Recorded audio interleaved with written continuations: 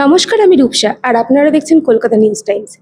এখন আমরা চলে এসেছি ডক্টর সুভাষচন্দ্র রায়ের বাড়িতে, যিনি একজন অ্যাডভোকেট, এবং তার কাছ থেকে আমরা শুনে নেব বেশ কিছু প্রশ্ন, এবং তার উত্তরই দেবেন স্যার। তো প্রথমেই স্যারকে আমি জিজ্ঞেস করবো, স্যার কেমন আছেন? খুব ভালো, দারুণ ভালো আছে। আচ্ছা, আপনি যে এসআইআর এর ইস্যুটা নিয়ে যে কথা বলছিলেন, সেটার বিষয়ে আপনি যদি একটু কিছু বলেন। হ্যাঁ, আজকে আমি বলতে পারি, গতকাল তো একটা প্রেস কনফারেন্সে আমি ছিলাম। তা আজকে ছিল আবার আমাদের সুপ্রিম কোর্টে এই কেসটার হিয়ারিং। তা আজকেও কেসটা আবার মুলতবি হলো 25শে মার্চ পর্যন্ত। এইটা অন্তত দেখা যাচ্ছে কম্পিউটার জেনারেটেড একটা তারিখ ওখানে মেনশন করা হয়েছে। ফাইনাল অর্ডারটা আমি দেখিনি, অবশ্য তাই নিশ্চয়ই হবে। তা 25 তারিখে আবার কেসটার হিয়ারিং হবে। কিন্তু আমার পার্টিকুলার ম্যাটারটা আজকে কিন্তু কোনো রকম শোনা হলো না, ঠিক যেমন এর আগের 3 বার শোনা হলো না। আমার কেসটাকে কিন্তু, আমার বিষয়টাকে পিছিয়ে দেওয়া হলো ওই 25 তারিখ। কেন? আপনার কেন মনে হচ্ছে যে আপনার এই ইস্যুটাকে কেন, আম আপনার এই ইস্যুটাকে নিয়ে কেন বারবার করে পেছানো হচ্ছে? কেন হিয়ারিং ডেটটা পেছানো হচ্ছে? আপনার কি মনে হয়? না, আমার যেটা মনে হয় এক্সাক্টলি সেটা হয়তো নয়। নিশ্চয়ই এটার কোনো টেকনিক্যাল কারণ আছে। ওরা হয়তো, ওদের কাছে প্রচুর একই রকমের কেস আছে ইত্যাদি, ইত্যাদি। এইসব কারণে বা অত অ্যাটেনশন দিয়ে হয়তো দেখছেন না জিনিসটাকে। হয়তো এখনো পর্যন্ত দেখা শুরুও হয়নি। সেটাই বোধহয় কারণ হবে। আর তাছাড়া আমার যে একটা যুক্তি আছে, আমারটা এই যে ব্যাচের মধ্যে দিয়েছে, মানে একসঙ্গে ৮ টা কেস, তার মধ্যে আমার একটা। এই ব্যাপারটা কিন্তু ছিল না। আমি যখন কেসটা করেছিলাম, তখন আমার কেসটা আলাদাভাবেই ছিল। পরে এগুলোকে এসআইআর এর যত কেস আছে, সেই সব কেসগুলোর সঙ্গে একসঙ্গে করে জুড়ে দিয়েছে। এটাকে বলে ট্যাগ করা বা ব্যাচ, একটা ব্যাচের মধ্যে ফেলে দেওয়া। যেমন ধরুন অনেকগুলো আইটেম থাকে, এটা হচ্ছে আইটেম নাম্বার 42, কিন্তু 42 র মধ্যে আবার ৮ টা কেস আছে। ৮ টার মধ্যে আমারটা হচ্ছে যেমন 42.1, 2, 3 কত 8, তার মধ্যে আমার হচ্ছে 42.6। এই পুরো কেসটার প্র্যাকটিক্যালি আজকে শুনানি হলো, কিন্তু সেখানে বাকি যারা করেছেন কেস, তাদের একজন লিড অ্যাডভোকেট যিনি ছিলেন, তিনি বললেন, আমাকেও যেন ধরা হলো যে আমার কেসটাও তিনি বললেন, কিন্তু আমার কেসটা তিনি কিন্তু বলেননি। এই কারণে বলেননি, তিনি তো লিড করেছেন যে সমস্ত অ্যাডভোকেটরা আছেন ওই 7টা কেসে, তাদের একজন সিনিয়র অ্যাডভোকেট হিসেবে তিনি করলেন। কিন্তু আমার জন্য তো কোনো অ্যাডভোকেট নেই। আমার তো এটা পারপাসফুলি আমি করেছি যে আমি নিজেই কথাটা বলবো। কারণ বিষয়টা সম্পর্কে আমার যে ধারণা আছে, সেটা আমিই বেশি করে ক্লারিফাই করতে পারবো, টু অ্যাসিস্ট দ্য জাজেস টু কাম ইনটু কনক্লুশন, অথবা টু ডিসাইড দ্য ম্যাটার। তা ফলে এরকম কোনো কারণেই হবে হয়তো। কিন্তু আমার তবু বলছি, এই যে বিষয়টা নিয়ে আমি আজকে কেসটা, মানে আমার কেসটা আজকে ছিল বা আমি যে কেসটা করেছি। ওটাই স্যার জিজ্ঞেস করার কথা, যে আপনার এই এসআইআর ব্যাপারটা নিয়ে আপনি যে বক্তব্যটা তুলেছিলেন, যে এটার আদতে কোনো অস্তিত্ব আছে কিনা, এই ব্যাপারে আপনি যদি কিছু বলেন। হ্যাঁ, সেইটাই তো ব্যাপার। ব্যাপারটা তো এইটা। এটা কিন্তু কোনো কোর্ট বা আ জাজেস বা ইলেকশন কমিশন, তাদের চেয়েও বেশি কনসার্নড হচ্ছে আমরা যারা ভারতের সাধারণ নাগরিক। কারণ যেকোনো কিছুকে আপনি আইন বলে আমাদের উপরে চাপিয়ে দিতে পারবেন না। এটা কিন্তু, আমরা তো কোনো রাজত্বে বাস করছি না যে একজন রাজা, তিনি যা কিছু বললেন সেটাই আইন হয়ে গেল। না, গণতন্ত্রে সেটা আইন নয়। গণতন্ত্রের আইন হচ্ছে যে সংবিধানের মধ্যে যা বলা আছে সেইগুলো হচ্ছে আইন। আর সেই সংবিধানটা বানিয়েছেন কারা? বানিয়েছেন এই দেশের নাগরিকরা। ১৪০ কোটি মানুষের সমর্থন আছে যে আইনের প্রতি, যে আইনের পেছনে, সেই আইনটাকে বলা হচ্ছে সংবিধান। তা সংবিধানের বাইরে গিয়ে আপনি কোনো কিছু আমাকে চাপিয়ে দিতে পারবেন না। একটা রাজত্ব, যেখানে একজন রাজা আছেন মনে করুন, সেই দেশে কিন্তু রাজা যা বলবেন সেটাই হচ্ছে আইন। সেখানে কোনো সংবিধান টংবিধান কিছু নেই। সেখানে প্রজা এবং রাজা, এর মধ্যে একটা বিরাট পার্থক্য। পার্থক্যটা হচ্ছে এই, সমস্ত প্রজারাই যদি ধরেও নেওয়া যায় যে তারা সমান, ওই যে রাজা, তিনি তাদের চেয়ে অনেক বেশি উপরে। কারণ তিনি ফাইনাল অথরিটি। মানুষের কোনো ফাইনাল অথরিটির ব্যাপারে কিছু নেই। কিন্তু গণতন্ত্রের সেটা নয়। গণতন্ত্রের ফাইনাল অথরিটি হচ্ছে মানুষ। ঠিক আছে? আমি সেই প্রসঙ্গেই বলছি, কেন এই পার্টিকুলার ব্যাপারটা মানুষের জানা দরকার। এসআইআর হচ্ছে স্পেশাল ইন্টেনসিভ রিভিশন।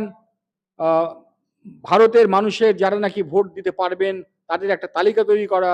যারা ভোট দিতে পারবেন না, সেই তালিকায় তাদের নাম না রাখা।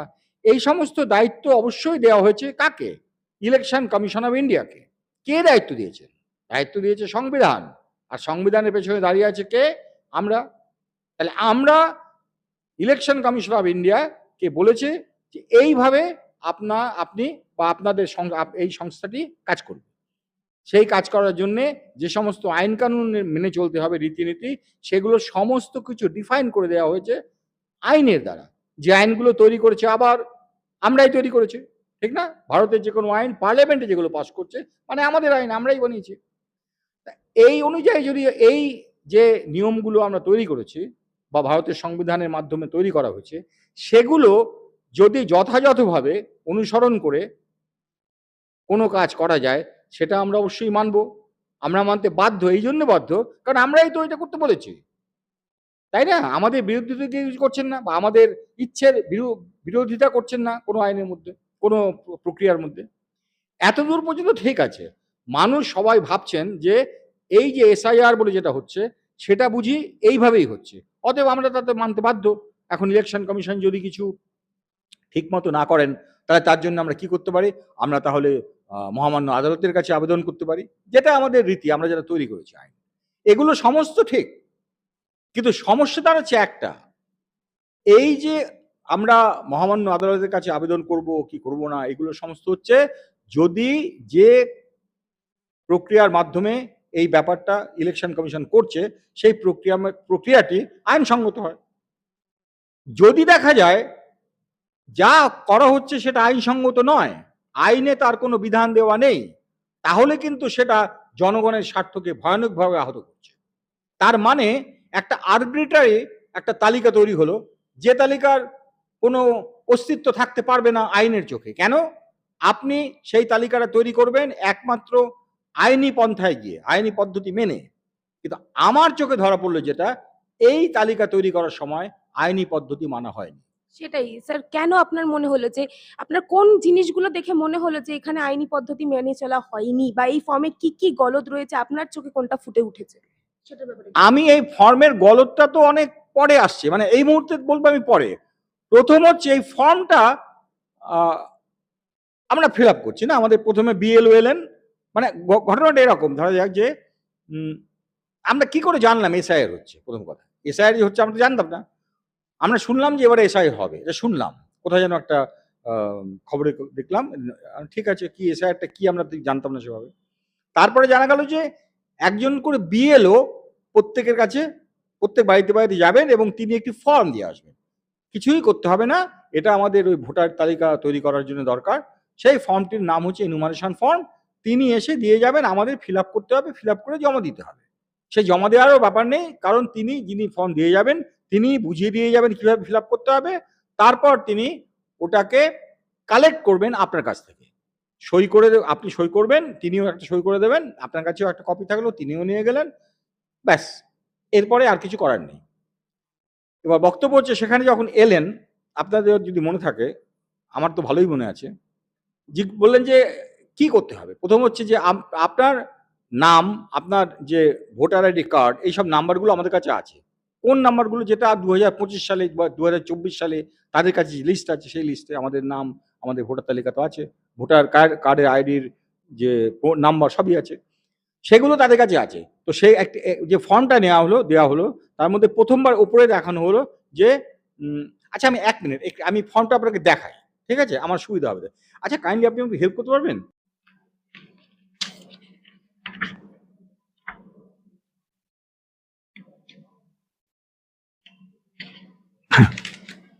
এই হচ্ছে ফর্ম, আপনারা আগে দেখে নিন। এইটাকে বলছি আমি বলছি না, এটার নাম হচ্ছে এনুমারেশন ফর্ম। দেখা যাচ্ছে কি? পরিষ্কার পরিষ্কার দেখা যাচ্ছে, দেখতে পাচ্ছেন এনুমারেশন ফর্ম। আপনারা চিনতে পারছেন না, এই ফর্মটা নিয়ে এসেছিলেন বিএলও, সবাই নিয়ে এসেছেন, বিএলও মানে বুথ লেভেল অফিসার। তিনি এসে বললেন কি যে এই ফর্মটা ফিল আপ করা খুবই সহজ, আপনাকে কিচ্ছু করতে হবে না। যদি আপনার নাম লাস্ট এসআইআর মানে 2002 সালে যদি আপনার তালিকাভুক্ত হয়ে থাকে নামটা, তাহলে কি করবেন? এখানে দেখুন, প্রথমটায় আপনারা যা লেখার তো লিখে দিলেন। এই যে এইখানে তো ওরা দিয়েছেন, এইটি আপনি তুলে দেবেন এখানে, যা যা নিয়ম। এবারে আপনার নামটা 2026 সালে উঠবে কিনা সেটা ইলেকশন কমিশন জানবে কি করে, সেটা যাচাই করার জন্য এই দুটো কলাম দিয়েছে। একটা কলাম হচ্ছে বাঁদিকে, বাঁদিকে কলামে কি লেখা আছে দেখুন তো, ভালো করে লক্ষ্য করুন। লেখা আছে ওপরে হেডিং, হেডিংটা হচ্ছে details of the elector in the electoral roll of the last SIR. ঠিক আছে, তারপরে বলছেন কি, ডান দিকে দেওয়া আছে details of the relative whose name is given in the previous column in the last SIR. তার মানে এখানে তো দেবেন যদি লাস্ট এসআইআর যার নাম আছে 2002 সালে সেটা এখানে দেবেন, আর ডান দিকে যদি সেটা না থাকে তাহলে তার যে রিলেটিভের নাম আছে সেই রিলেটিভের নামটা আপনি এখানে দেবেন, ইত্যাদি ইত্যাদি। ঠিক আছে, করে তারপর এইটা জমা করে দেবেন, ব্যাপারটা শেষ হয়ে যাবে। এবারে আমরা ঠিক করে নেবো কি করবো। খুব ভালো, আমরা সবাই তাই করলাম, দিব্যি করেছি, আমাদের কোনো সমস্যা হচ্ছে না। কিন্তু সমস্যা হয়ে গেল আমার সমস্যাটা কি বলুন তো, যখন বিএলও বললেন যে আমি বললাম দুটো এক্সাম্পল নেওয়া যাক, মনে করা যাক যে কারোর নাম আছে 2002 সালে, তাহলে 2002 সালে থাকলে তাহলে কি করতে হবে, যে ওই খালি আপনি তুলে দেবেন সেই ডকুমেন্টটা যেখানে 2002 এর নাম আছে, আর কোনো সমস্যা হবে না। আপনার ওই বাঁ দিকটাই খালি ফিল আপ করতে হবে, ডান দিকটা এই মানে এই পাশটা পরে যাওয়ার দরকার নেই। ঠিক আছে, এইটাই যাওয়ার দরকার নেই। আর যদি আপনার নাম কোনো করে না থাকে, একদম চিন্তা করবেন না, আপনার কোন রিলেটিভের নাম কি আছে, ছিল কি, যদি থেকে ধরা যাক আপনার বাবার নাম ছিল, ঠিক, তাহলে আপনি তার নাম দিয়ে দেবেন, বাবার নাম দিয়ে দেবেন, এবং তার এপিক নাম্বার কত যদি থাকে, ব্যাস আপনার আর কিছু নেই। সবাই তাই করলেন, আমরাও করেছি। তারপরে যেটা ঘটলো সেটা হলো, হঠাৎ আমার স্ট্রাইক করলো একটা জিনিস। আচ্ছা, এটাতে লেখা আছে, এটাতে বললেন যে 2002 সালে যদি আপনার নাম থাকে তাহলে কোনো সমস্যা হবে না, এটা উনি বললেন। তা আমি তবে দেখি 2002 সাল নিশ্চয়ই কোথাও লেখা আছে। টোটাল এই ফর্ম এনুমারেশন ফর্মের মধ্যে আপনার 2002 সালটাকে দেখতে পাচ্ছেন লেখা আছে কোথাও? নেই না, শুধু লেখা আছে লাস্ট এসআইআর। এই যে লাস্ট এসআইআর মানে কিন্তু 2002 নয়, আইনের চোখে লাস্ট এসআইআর বলে কোনো কিছু নেই। আইনের চোখে একটা বছর আছে, একটা মাস আছে, একটা দিন আছে, একটা সময় আছে, এটা হচ্ছে আইন। কিন্তু লাস্ট এসআইআর বলতে তো কিছু নেই। এইটা যে লাস্ট এসআইআর মানে 2002, সেটা আপনি কি করে জানেন? উনি বললেন বলে, কিন্তু উনি বললেন যিনি, তিনি মনে করুন এক্স বলেছেন, ঠিক আছে, আবার ওয়াই বলে আরেকজন যিনি কোথাও গিয়ে বললেন, তিনি তাকে বলে এসছেন 2006, দুটোই ভ্যালিড হচ্ছে। উনি বলেছেন এটাই যদি সত্যি হয় তাহলে একজন বললে মানে 2, আরেকজন বললে 6, তাহলে 2002 যদি ভ্যালিড হয় 2006 ভ্যালিড হবে। এইটা যদি হয় তাহলে এটা আরবিট্রারি হয়ে গেল, এটা কোনো আইন হতে পারে না। অর্থাৎ এটা যদি কোনো ফর্ম হয়, আইনসঙ্গতভাবে তৈরি করা কোনো ফর্ম হয়, তাহলে এর মধ্যে 2002 শব্দ এই ইয়ারটা লিখতে হবে, সেটা কিন্তু লেখা হয়নি। 1 নম্বর কোশ্চেন লেখা হয়নি। এবারে আসুন, এই যে ফর্মটা ফিল আপ করবেন কিভাবে, সবাই করেছেন তো, যার নাম ছিল তিনি লিখে দিলেন, ডান দিকে কিছু লিখলেন না। আর বলেছে আপনার যদি বাঁ দিকে নাম না থাকে, না লেখেন, তার ডান দিকে শুধু রিলেটিভের নাম লিখবেন তাহলেও হবে। ঠিক আছে, মানে আপনার বাবার নাম বা ঠাকুরদার নাম লিখলেই হবে। এবার আপনি বলুন তো, মনে করা যাক একজন মিস্টার এক্স আছেন, এক্স, তার নামটা 2002 সালে আছে। 2002 সালে থাকলে তাহলে এখানে উনি লিখবেন তার নাম, তারপর তার রিলেটিভের নাম লিখবেন, সব হলো। তার ডান দিকে কিছু লিখবেন না, এটা কিন্তু বিএলও বলেছেন। কিন্তু আপনি কি ডান দিকে কিছু লিখবেন না কথাটা আপনি দেখতে পাচ্ছেন কি লেখা আছে বলুন তো? আপনি বাঁদিকে সব ফিল আপ করলেন, এবার ডান দিকটা কিন্তু বলেনি, যদি বলেনি কোথাও যে বাঁ দিক যদি ফিল আপ করে থাকেন ডান দিকে কিছু লিখবেন না, এটা বলা আছে কি ফর্মে? নেই না, কারোর মুখের কথা কিন্তু আইন হবে না, ফর্ম বড় থাকতে হবে, ফর্মে লেখা নেই। তাহলে এবার ডান দিকে কি লিখবেন? উনি বলে গেছেন যে আপনার নাম না থাকার বাবার নাম আছে, তাই লিখে দিন। আপনি বাবার নামটা লিখুন তো এখানে। বাঁদিকে যদি আপনার নাম না থেকে থাকে, সাপোজ 2002, তাহলে আপনার নাম তো নেই। তাহলে আপনার নাম যদি না থাকে তাহলে নিশ্চয়ই আপনার রিলেটিভেরও কোনো নাম থাকবে না, কারণ জিরোর ওপরে অপারেশন হবে না। জিরোর ওপরে কি কোনো অপারেশন হয়? আপনার নিজের নামটাই যদি না থাকে তাহলে আপনি তার সেই না থাকা মানুষের কোন রিলেটিভ থাকবে কি? থাকবে না। অর্থাৎ আপনি বাবার নাম এখানে ডেফিনিটলি লিখেন দি, ঠিক না? এবারে আপনার বাবার নামটা বলছেন এখানে লিখেছেন, এখানে কি বলেছে? বলেছে details of the relative whose name is given in the previous column in the last SIR. Suppose এইটা লাস্ট এসআইআর, তা আপনি প্রিভিয়াস কলামে আপনার বাবার নাম লিখেছেন কি? কারণ আপনার নিজের নাম কিন্তু নেই, আপনার বাবার নাম লিখতে পারবেন না, কারণ যার এইখানে নামটা আছে ইলেক্টরের যে নাম, সেই ভদ্রলোকেরই রিলেটিভের কথা। আপনি তো ইলেক্টরের নামের জায়গাটা ব্ল্যাঙ্ক রেখেছেন, তাহলে তো ইলেক্টরের কোনো রিলেটিভ নেই, ব্ল্যাঙ্কের কোনো রিলেটিভ হতে পারবে না। অর্থাৎ বাদিকটা আপনি ফাঁকা রেখেছেন। বাদিক যদি ফাঁকা থাকে তাহলে ডান দিকে আপনি কি করে লিখলেন আপনার বাবার নাম?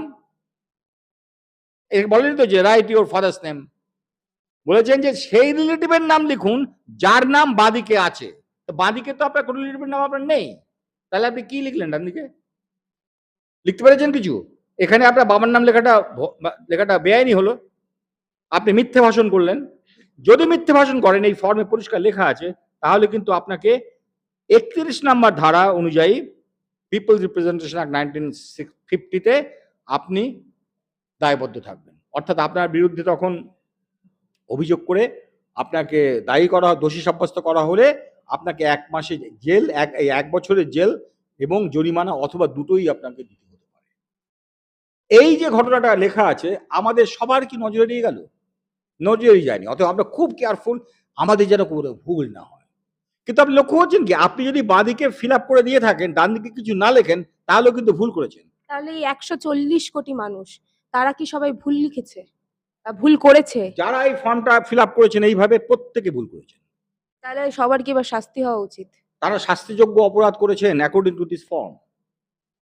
এইবারে হচ্ছে গিয়ে আইনের প্রশ্ন এসে যাচ্ছে। তেমন একটা ফর্ম কি আপনি তৈরি করেছেন বা আমি করেছি আইনে? আমরা করিনি। আমরা তো ফর্মটা আইন দিয়ে তৈরি করেছি না? আইনের মধ্যে কি আমরা এরকম একটা ফর্ম তৈরি করেছি? প্রলাপ বাক্য যেখানে দেখা যাচ্ছে তৈরি আপনি করে। কালকেও একটা কথা বলেছিলেন যে এই ফর্মে, প্রত্যেকটা সরকারি ফর্মে একটা গ্যাজেট নম্বর থাকে। এইবার না, সেইখানে আমি আসছি সেখানে।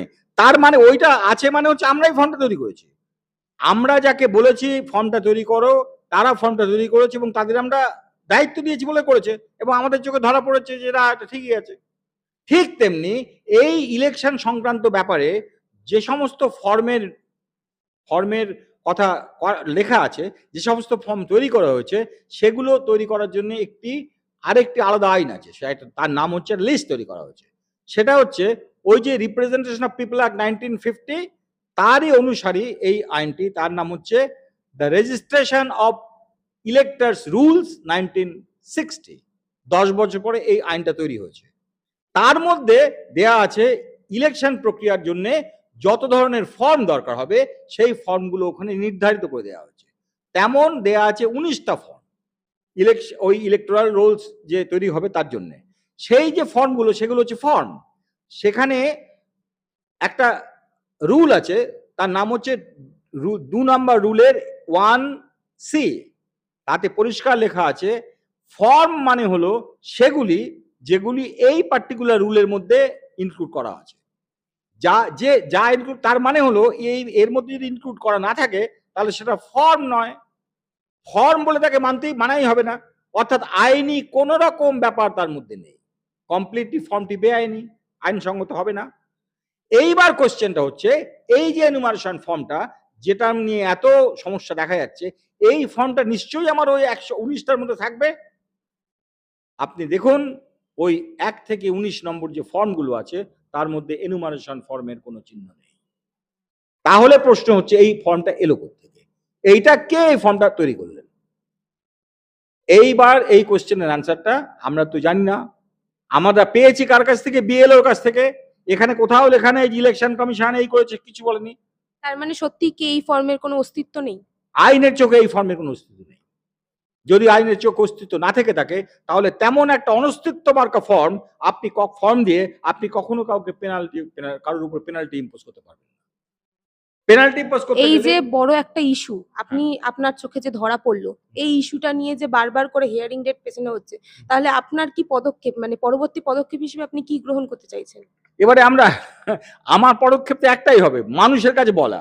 কারণ আমি তো দেখতেই পাচ্ছি ওই যে আমি মহামান্য আদালতদের কথা বলছি, তা তো মহামান্য বটেই, কিন্তু মহামান্য আদালত তো তৈরি হয়েছে আকাশ থেকে নয়।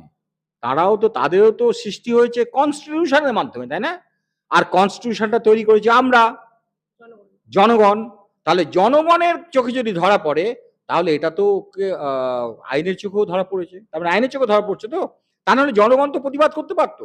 আমি যে কথাটা বললাম গতকাল, ধরুন, হ্যাঁ, আমি তো কোর্টে অলরেডি বলেছি, গতকাল তো প্রথম আমি করলাম, কিন্তু তার আগে আমি তো কোর্টকে বলেছি যে এরকম ঘটেছে, কিন্তু কোর্টে এখনো পর্যন্ত আমি হিয়ারিংটা যেতে পারলাম না, অর্থাৎ আমি বলতে পারলাম না কোর্টকে যে এই ব্যাপারটা হয়েছে, যদিও আমি নথিপত্র জমা দিয়েছি।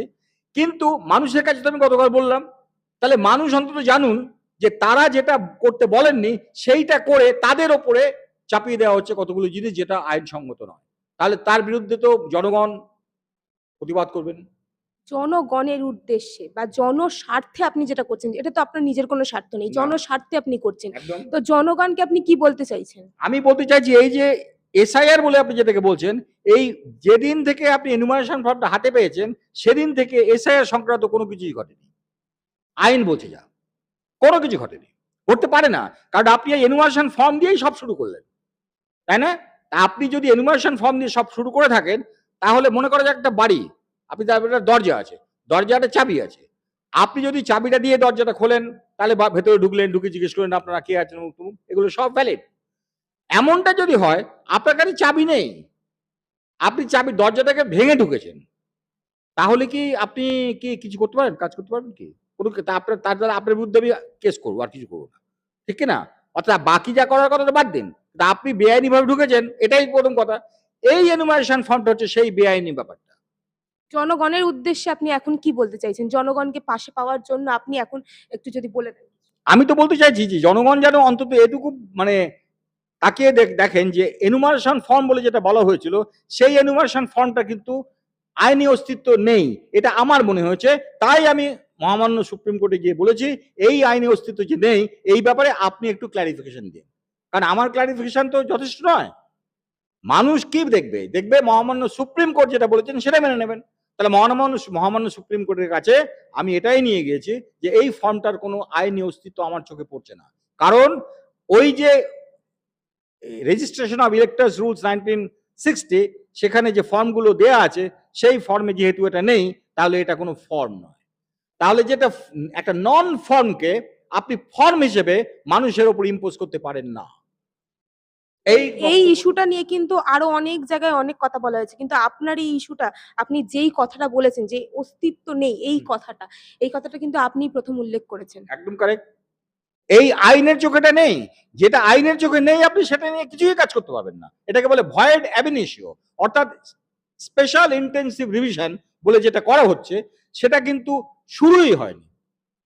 এসআইআর এর বিরুদ্ধে কিনা আমি তা না, আমি তো এসআইআর এর বিরুদ্ধে কেন যেতে যাবো? আমি তো নর্মাল, আমি তো দেখছি যে হ্যাঁ এসআইআর হওয়া উচিত, স্পেশাল ইন্টেনসিভ রিভিশন হওয়া উচিত, কিন্তু আপনাকে তো আইন অনুযায়ী করতে হবে। আপনি মনে করুন কোনো একটা কিছু কিনতে গেছেন দোকানে, সেখানে তো আপনাকে যদি কিনতে হয় তাহলে আপনাকে টাকা পে করতে হবে। টাকা যেটা পে করবেন সেটা কিন্তু একটা ভ্যালিড টাকা হতে হবে, ভারতীয় মুদ্রা হতে হবে, তাই না? এখন আপনি জনগণকে কি বলতে চান? জনগণকে পাশে পাওয়ার জন্য আপনি যদি একটু কিছু বলে দেন। জনগণকে তাহলে বলতে হবে, জনগণকে তাহলে এগিয়ে আসতে হবে, তাদের এবারে আওয়াজটা তোলা উচিত। তারা জানতে চাইবেন যে আমরা যে এনুমারেশন ফর্মটা ফিল আপ করেছি এইটা কি আদৌ আইনসঙ্গত, এই প্রশ্নটাই উঠুক না। তারপরে বাদ বাকি সবকিছু এবারে কোর্ট বিচার করে দেবেন। নিশ্চয়ই কোর্ট তো বিচার করবেন, কোর্টের সামনে তো নিয়ে যেতে হবে। অন্যরা কেউ নিয়ে যাননি এই প্রসঙ্গটা, তাই কোর্ট কিছু করেননি। এখনো আমি তো নিয়ে গেছি, এবারও তো করা হবে। এমন তো নয় যে কোর্ট বলেছে খারিজ করে দিলাম, তা তো নয়। আমার কেস খারিজ করেননি, তার মানে কোর্ট নিশ্চয়ই দেখতে পাচ্ছেন যে এর মধ্যে একটা কিছু বিচার্য বিষয় আছে, তাদের এবার সময় হচ্ছে কিনা। এই এখন বলতে পারেন একটা জিনিস, আমি এটাও বলি যে এসআইআর যদি হয়ে গিয়ে থাকে, সমস্ত তালিকা বেরিয়ে গেল, ইলেকশন হয়ে গেল, তাহলে কি আপনার এটা যুক্তিটা খাটবে? আমি ইয়েস খাটবে। কেন বলুন তো? খাটবে এই জন্যে, আপনি যা কিছু করে থাকুন, আপনার যদি ফাউন্ডেশনটাই রং হয়ে থাকে তাহলে বাকিটা থাকে না। একটা এক্সাম্পল দিচ্ছি, মনে করুন আপনি একটা কেউ বাড়ি বানালো, কিন্তু বাড়িটা তৈরি হয়ে গেছে, সবাই থাকতেও শুরু করেছেন, কিন্তু বাড়িটা তৈরি করার জন্য কিন্তু কোনো মিউনিসিপ্যালিটি বা কর্পোরেশনের কাছ থেকে কোনো প্ল্যান স্যাংশন করানো হয়নি। তার মানে তাদের কাছে আদৌ জানাই নেই যে এখানে বাড়ি করা, এখানে ডোবা ছিল কিনা, বা এখানে এক্ষুনি ভেঙে পড়ে যাবে কিনা, এটা তো তারা দেখতে পারেননি, কারণ তারা তো স্যাংশন করেননি। যখনই দেখা যাবে যে প্ল্যানটা নেই আপনার, তখন কিন্তু আদালত কিন্তু আদেশ দিতে পারে বাড়িটা ভেঙে ফেলো। এমন ভেঙে ফেলার ঘটনা অনেক ঘটেছে, তাই না? একদমই, একদমই। তো এটাই সকলকে বলার যে এই ইস্যুটা হচ্ছে খুবই একজন মানে একটা মারাত্মক ইস্যু নিয়ে স্যার কথা বলেছেন, এবং আমরা প্রত্যেকে চাই যদি এটা আপনার মানে স্যারের বলা যদি এই কথাগুলো সত্যিই যদি আ একটা বাস্তবে যদি প্রমাণ হয়, তাহলে সমস্ত জনগণের উদ্দেশ্যে আমার বলার যে অবশ্যই স্যারের পাশে এসে দাঁড়ান। আপনারা ব্যাপারটা নিয়ে খতিয়ে দেখুন। আদৌ এটার সত্যিই কি কোনো অস্তিত্ব আছে? আদৌ এই এসআই এর ফর্মের কোনো কি অস্তিত্ব আছে? সেটা কিন্তু খতিয়ে দেখতে হবে আপনাদের সকলকে।